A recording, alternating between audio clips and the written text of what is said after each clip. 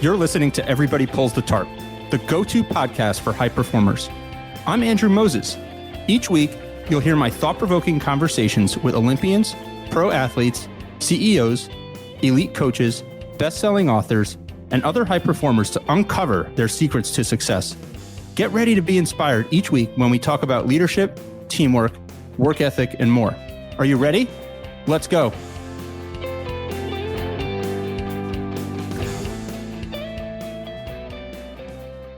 This week, my guest is elementary school teacher Betsy Julien. Betsy is a teacher at Glen Lake Elementary School in Minnesota's Hopkins School District. And listen to this. Her 5th and 6th grade class has raised over $500,000 to build a wheelchair-accessible playground that is inclusive for everyone at their school. Let me quickly share the backstory. There are 460 students at Glen Lake Elementary School, and 9 of them use a wheelchair, including Betsy's youngest son. Over time, Betsy realized that the school's playground was not inclusive for the students who use wheelchairs, and she wrote a grant application for the school to purchase one wheelchair-accessible swing. The school received a grant for $35,000, but that only covered a portion of that one swing's cost. So Betsy showed the $35,000 check to her 5th and 6th grade class and asked if they'd be interested in teaming up to raise another $35,000 so the school could purchase that one swing for their classmates who use wheelchairs. And that's when one of her students asked a question that set in motion a series of events that has since changed the lives of everyone at Glen Lake Elementary School. That student asked, "Why aren't we doing the whole playground?" And from that point forward, her students were off to the races. As you'll hear in our conversation, Betsy seamlessly integrated this fundraising idea into her lesson plans. And her 25 students rallied together so their friends who use wheelchairs would be able to have fun on the playground too. Betsy's students set short and long-term goals, organized into committees, and they collaborated better than some Fortune 500 companies even do. Together, Betsy's class has raised over $500,000. And these students aren't stopping there. They even have ambitions to help other schools in their district and around the country build wheelchair-accessible playgrounds. My conversation with Betsy is filled with timeless lessons about leadership, teamwork, and what's possible when people come together above all else to help others. It's also a powerful reminder that sometimes the best place to look for a solution to a big challenge is our youngest generation. I hope you'll share this episode of Everybody Pulls the Tarp with family, friends, and on social media to help spread the word about Betsy and these incredible children in her 5th and 6th grade class. Most importantly, I hope you'll even consider listening to my conversation with Betsy alongside your own children, grandchildren, or other young people in your life. It's a wonderful opportunity to remind them that every single one of us, regardless of our background, race, ethnicity, religion, abilities, or our age, have the power to make a difference. This conversation is raw, emotional, and I can promise you this, I will never forget it. So, let's pull the tarp and get straight to Betsy Julien.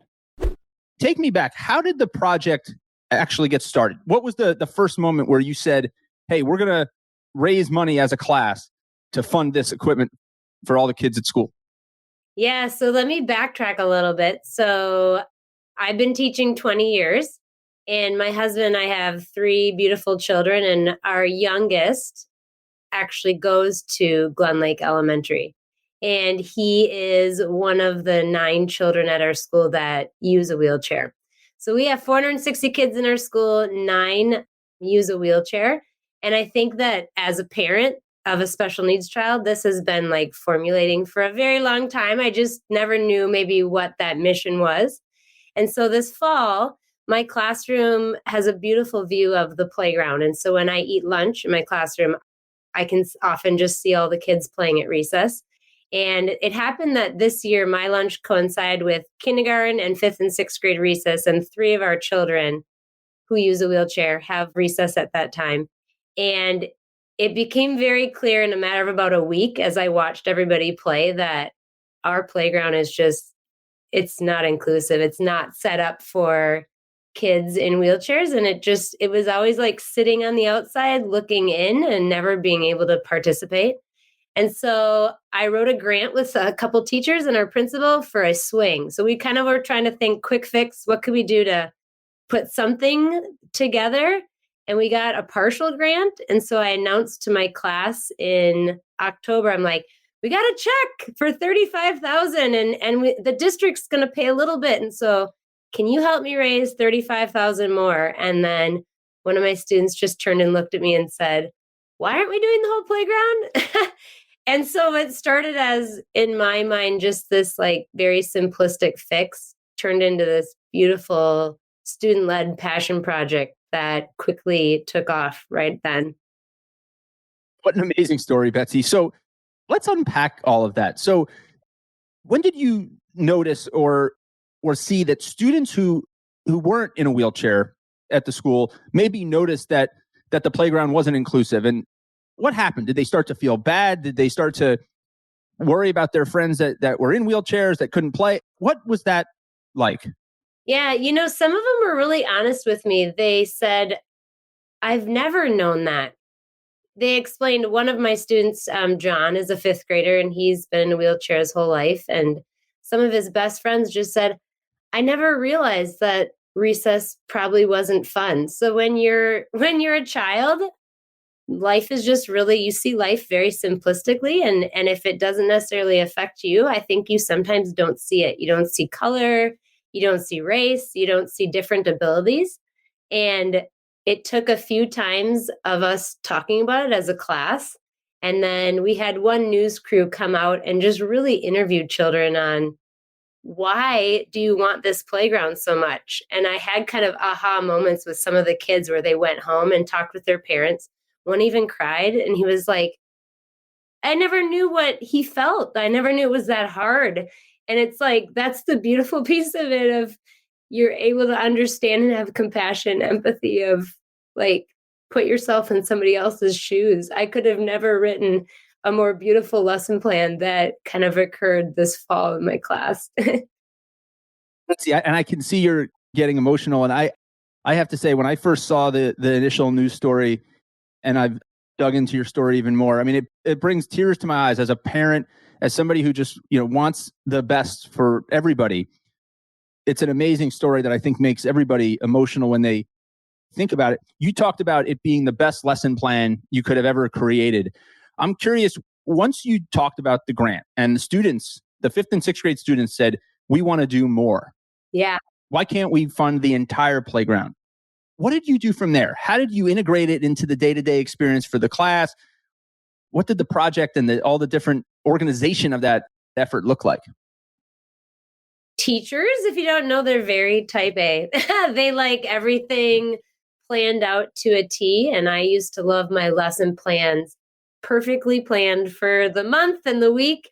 And as soon as they said that next day, we just sat down and had kind of an open, honest conversation as a class on, okay, well, if you want to do this, what do we need to start discussing and what do we need to plan? And so what quickly evolved from my lessons directed to them and standards based. I mean, I work in a district that gives me a lot of freedom and a principal who's always okay with crazy ideas. And so instead of me leading them through lessons, it quickly became every day we had a half an hour. And instead of writing class, we did playground project time. And so everybody would come meet at the front carpet.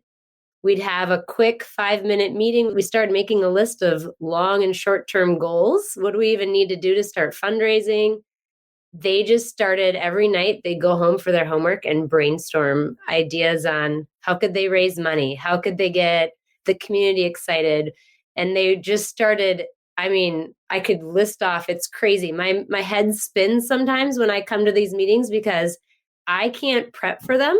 It's like being bombarded with a whole bunch of people with great ideas, and we just start making lists. And so, man, their lists included, like just this month alone, they did a coin drive a couple months ago. They raised a ton of money with a school coin drive. They did a bake sale.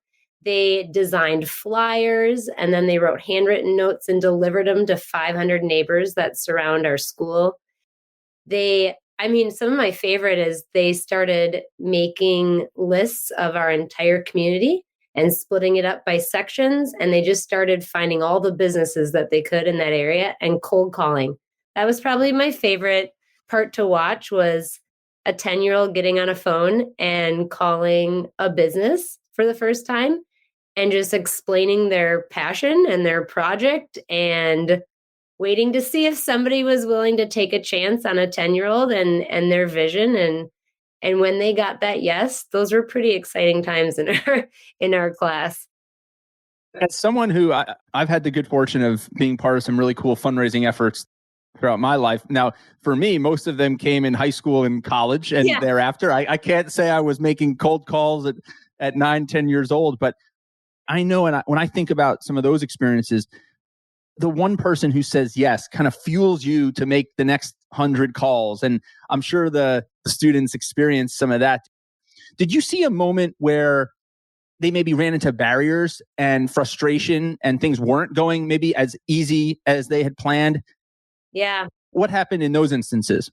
Yeah, and I see it in cold calling, and it was so fun to witness what is it like to run into a barrier and so authentically teach. Now, what do we do? And so we did a lot of practice rounds. So we found a business that we knew was going to say yes, and we did on speakerphone with a microphone and the whole class. So they all wrote scripts on how they were going to talk to this business. Kind of, how am I going to explain myself in a very fluent, succinct way? And so they wrote these scripts and we practiced with this business. And of course, the business said yes. But they had a list of maybe 200 businesses, and they often were either hung up on or they got a no. And so they would come back to the carpet and we'd talk about, as a class, what do you want to try next time? Like, what do you want to do differently? What's a new technique? And I love one story because one of my groups had called one of the restaurants, I think about 5 times. And at that point, I'm like, maybe you should just move on to the next business. It's okay that somebody doesn't want to participate. And they were so adamant that I just don't think they understand. And I'm like, okay, so write a new script and maybe have a different approach. And so they quickly learned to not take no. And so they would say, is it okay if I send an email to your manager? I would love to be able to tell your manager more about my project. This project is really special to me. So when they finally got a yes from that company, they hung up and they were doing the gritty and a dance up front. And they were just like in full celebration mode in our class. And it was not only comical, but oh man, I was so proud because I don't know if I would have ever had the guts to call a business in the first place and then call them 5 more times until I got a yes. Can I talk to your manager?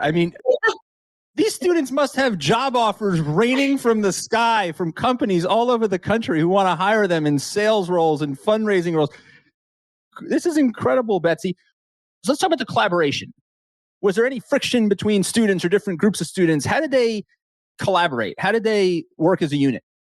I've always said, like, this is an optional assignment. This is what we're doing as a class. But if you ever feel like something's not working, or you want to read during this time, or you want to do something else and you don't want to participate in this writing project, I always have kind of a bag of other things that we can do that to make sure you hit your standards in writing.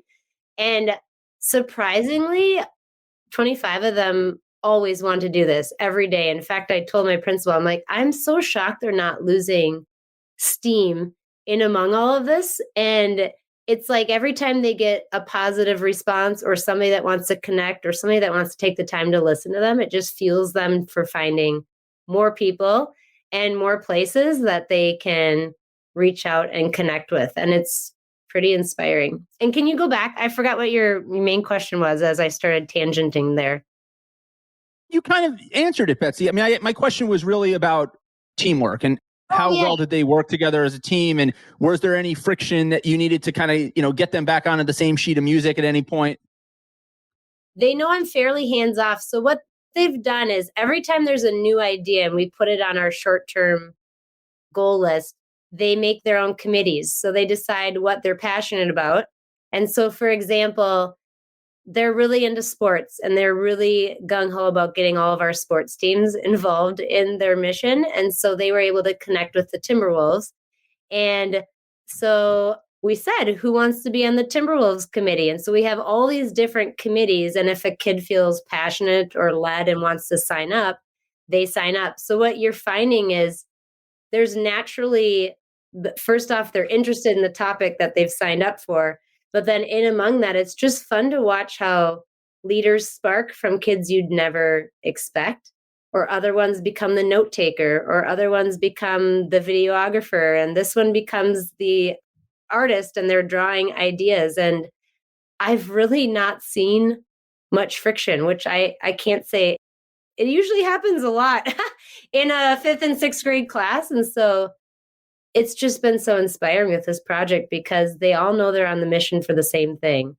And when they have differences, they seem to work it out before I can even ever step in, and they never ask me to step in. So it's fun just to be able to watch it kind of ebb and flow very authentically.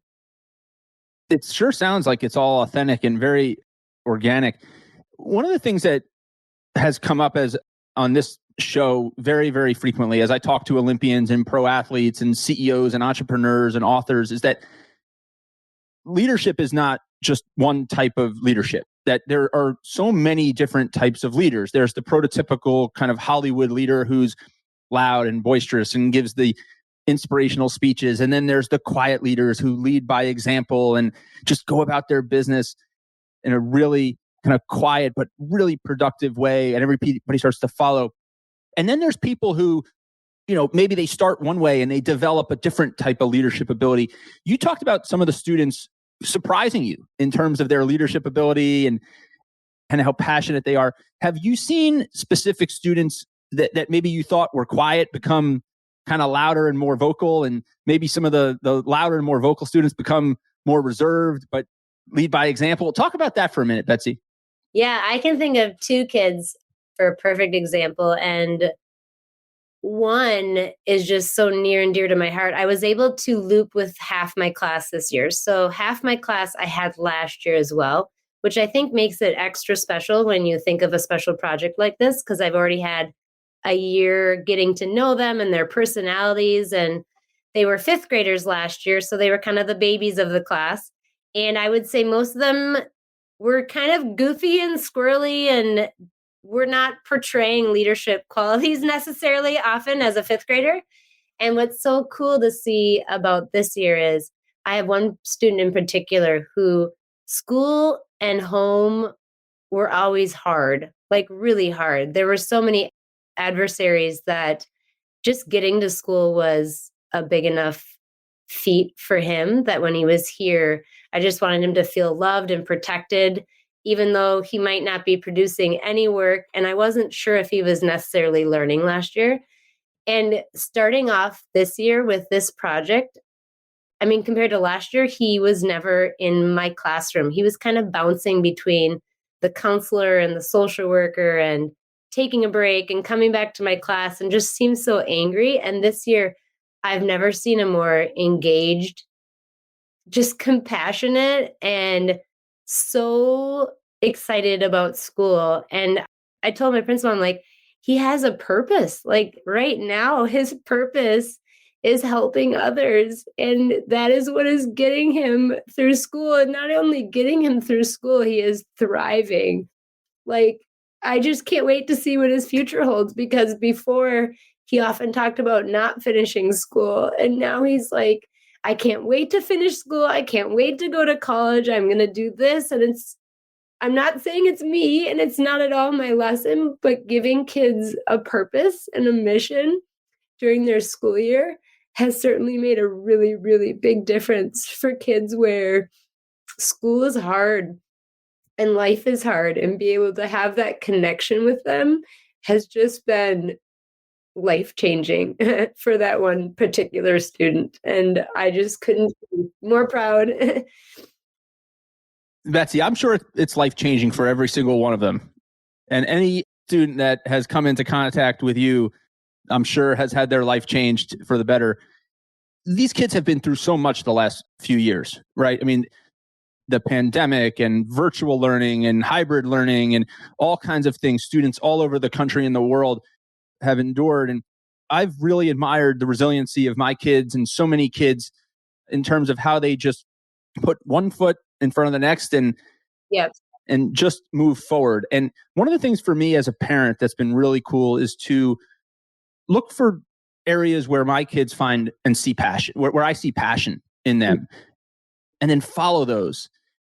As a teacher, as someone who's trained in child development and education, tell me, how do you do more of that? How do you identify more of the things that kids are passionate about? And then what do you do to accelerate the engagement and the learning around those things? Yeah. For example, I think of, old lessons that I've taught in the past, like ones that are very chunked. They have a start and they have a stop, and there's no like ever option for extension.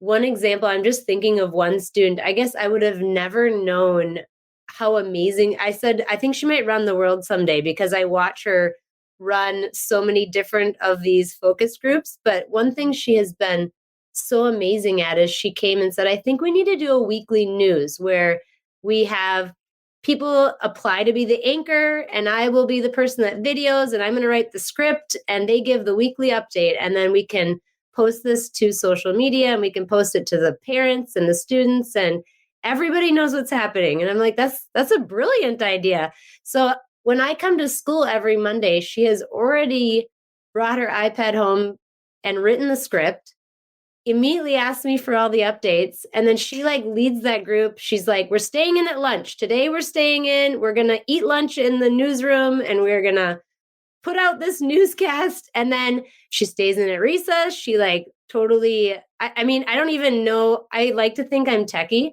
but I watch her videos and I'm like, I don't know much when I'm watching her and her capabilities. And I would have never known all of her amazing qualities if I had given her a limit. So being able to just say like, go for it, do what you think would be a great product and let me just watch. I mean, that's been huge. And every week it seems to get better. She figures out what didn't go well last week. What can I change for this week? The sound didn't sound right. I want to have cool transitions. I mean, so her newscasting for this last week was just phenomenal. And I'm like, you have a career possibly in this if you're passionate about it because it is so good. It sure does. I mean, I'm smiling from ear to ear, Betsy. This is incredible. So the initial goal, if I recall, was to raise $300,000, and the students did that. But they're not stopping there. How much have the students raised today, and where is this all headed next? Yeah, so if you combine like what they've raised, and then our district put in some money, and then part of our grant, they're currently at just over $500,000. So they're at $510,000, which is phenomenal. And they got that 300, and I was telling you, like they got it in like 45 days. I mean, I think one thing that pulls at everybody's heartstring is that when kids see the need and they're so passionate about it, it's like, how can you say no? How can you say no when a 10-year-old sees that discrepancy and something's not inclusive? I mean, it tells us as adults, like, we need to do better. So the fact that a 10-year-old is bringing that to us, it's like, yes, you have a voice and your voice is really powerful. And I love how they're using it for good. They are using it for so much good. And I say all the time that if you've got a big problem, you just put it in front of like a 9-year-old, a 10-year-old, an 11-year-old. And I mean, they come up with some pretty good ideas. Your students and the students at Glen Lake Elementary School in the Hopkins School District are taking this to a whole entire new level here. So you've mentioned that this was a team effort, and you talked about a principal who's open-minded to creative ideas, and you talked about the students going home and engaging their parents and families and having dinner table conversations and bringing ideas. Talk about like how you've engaged the community and others in this, because this is clearly now becoming an effort where there are so many people that you have brought under the tent here to help move this forward. Talk about that for a minute, Betsy. Yeah, it started with there was a team of four of us writing that first initial grant. And I think we had so many ideas, but we were like, let's just try and get a swing. Like, let's just try and get one piece of equipment that allows a child who uses a wheelchair to have that freedom of not have to having an adult follow them and help them. Like being able to have kid and kids play together is just so beautiful. So being able to, we just started with four of us with that. It quickly evolved then to our class. And then when it grew, it involved like our PTO started asking how they could help. We had different, I feel like God was ordaining all these different people in our life to be like, I think you need this, and I think you need this. And so these people just kept emailing with their expertise and their offers. And I think our ability to just say sure and talking to these different people has been so beautiful because we have all of these ideas that I wouldn't be able to do on my own or my class, and being able to listen to our community and the parents that have children that with special needs are like our prime, our myself included, but those are the people we want to listen to because this is the playground that we're making it for their children. I mean, I know it's for everybody, but kids that don't have a voice often, I mean, our world sometimes is not set up for children with disabilities or that are in wheelchairs. And so being able to tap into that wealth of information that a special needs parent has been really beautiful on our playground committee. So just being able to have this whole community, plus now we've reached, my class loves to sit and we've gotten emails and cards, and being able to hear people's stories from across the world has been probably one of the most beautiful things to watch, because my students just yesterday sat down on the carpet and just read everybody's story, everybody's comments.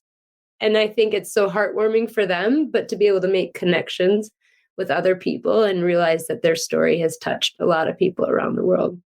I'm sure it's truly special for them. And I think what's even more special is that they didn't do it for the accolades. They didn't do it for CBS and for all these newspapers and to hear from all these people around the world. They did it to just help kids around them who they felt like weren't being treated equally and inclusively to them. But it has to be so powerful and rewarding for them to see this feedback. And I can only imagine it is just reinforcing in these young people that when you do good and when you think about others and you work together towards a common goal, that you can accomplish anything. Yeah. I mean, like I've told them, I'm like, you have a voice, and your voice together is just so powerful and beautiful. Yeah. As a teacher, I have so much pride and love for my students, but then also as a special need parent, I mean, and I'm sure I can speak to most parents that have special needs kids, but it is just about the most beautiful thing you can see when a child who doesn't have a disability is advocating for a child that does. There really is nothing more powerful, Betsy. As we wrap up our conversation and you reflect on this experience and a journey that is still ongoing, I mean, that's what's amazing here. We're going to keep tabs and see just how much these students raise, but more importantly, all the things they're going to go on to accomplish and the differences that they're going to make in the world over the next century. When you think back, if you had to distill it down to like one or two lessons that you think they're taking away from this, the students, let's start with the students. What do you think those one or two biggest lessons are? Oh man. I mean, my biggest one is, and I think they would agree, is when you see something that's not right in the world, to take a stand. I mean, that's what we need more of in this world, right? And the fact that a 10, 11, and 12-year-old would be able to so beautifully articulate that this wasn't right. They wanted to fix it and they just started doing it. If our world did that more, when we see something wrong and just started trying to fix it, I mean, I feel like our world would be a much different place. So I've always said that I feel so secure as an adult with my future, knowing that this generation is coming up and these are the people that are going to be making change in the world. It makes me feel really good. Sure does. You said it so well there, Betsy. When you think about all of this and you reflect on the last few months, you just talked about the thoughts that you're taking away. Is there one moment that is going to be just forever embedded in your mind throughout this process that you're going to look back and say, wow? Is there one moment you can point to? Yeah. When you talk about inclusion in school and really the idea of being able to include, and I'll probably cry a lot about this, no, sorry, but being able to include your mainstream kids with children that are different, that is sometimes can feel forced. And in this beautiful moment, when my students turned and looked at me and just said, like, I never knew how they felt. And now I do know. I feel like that was my huge aha moment, that even though we are an inclusive school and we do have children of all abilities, they never quite fully understood that until they started fighting that cause and taking a look and seeing that on the playground and actually kind of opening their eyes to, you're right. Everybody's right here. This is not inclusive. How can they play in wood chips? They can't wheel their wheelchair. And so for me, each student coming to that on their own timeline and their own realization has just probably been, I could have never taught that. The fact that they came to that on their own, I would say, is about the most powerful lesson in this entire project. Oh, Betsy, I have just had so much. This has just been such a wonderful experience talking to you and digging into this story. And over the past few weeks, following all the progress of these wonderful students and your wonderful school district, I am emotional as a parent, as a human, as somebody who has such incredible respect for teachers and all the great work that you and your colleagues do for the world. I talk every week on this show to people who I call TARP pullers, people who go above and beyond, who never say the phrase, that's not my job, who do whatever's necessary. You are a TARP puller. Betsy, those students in your class are TARP pullers. I can only imagine the impact that you're going to continue to have on their lives and that they're going to have on the world. The ripple effect that these kids are going to have as they continue and grow and go out into the world is just going to be incredible.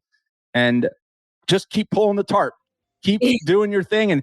And again, Betsy, they don't send me a ballot for the National Teacher of the Year, but my goodness, if they did, it would be you, Betsy Julien. Thank you so much for spending some time with me. Keep pulling the tarp, and we'll have to check in again soon and see how this all continues to go. Thank you for having me. Thank you for joining me this week. Be sure to subscribe in your favorite podcast app so you can catch all of our upcoming episodes. And if you are like me and want a world full of TARP pullers, then leave a review to help others find us. You can also follow me on Twitter at Andrew H. Moses. That's Andrew H. Moses. And be sure to sign up for my email newsletter at everybodypullsthetarp.com/newsletter. I'll share tips and insights to help you achieve maximum success and happiness. Today is a great day to pull the tarp. I am rooting for you. See you next time.